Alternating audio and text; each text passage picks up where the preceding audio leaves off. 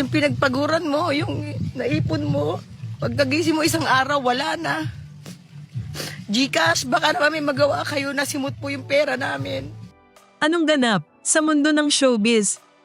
Nagtrending ang emosyonal na Instagram live ni Pokwang matapos mabiktima ng umano'y fraudulent activity sa kanyang GCash account kung saan natuklasan niyang nawawala ang 85,000 piso mula rito.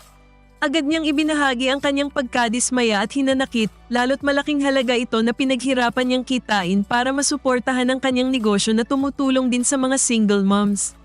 Ibinahagi ng komedyante ang pangamba tungkol sa seguridad ng registered SIM policies na inaasahan ng publiko na magbibigay proteksyon laban sa mga ganitong insidente. Pinuna rin niya ang kawalang katiyakan sa mga transaksyong online kahit may mga patakarang dapat sana'y nagbibigay proteksyon sa mga user. Binalik ko po yung negosyo mag-isa. Ibinangon ko po ulit mag-isa. May mga kaibigan po akong tumulong. Nagpahiram po sa akin ng pera. Isa po si Ochi Diaz dyan. Binangon ko po yung negosyo. Ang ganda po. Nakakabalik po ako unti-unti. Nakapagbigay po ako ng trabaho sa mga single na mama. Yung pinagpaguran mo, yung naipon mo, pagkagising mo isang araw, wala na.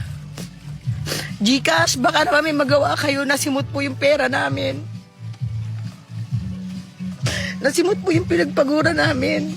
Kasama po yung pampasweldo sa mga tao.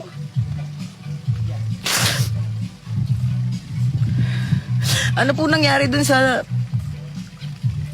registered SIM natin na policy ngayon? Ang dami po ang transaksyon nangyari. Nasa 30 transaksyon po, iba't ibang number.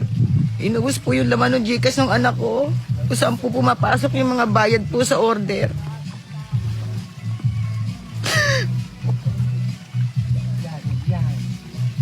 Nakakalungkot lang kasi lumalabang ka ng patas, naghahanap buhay ka, tapos may mga taong ganyan.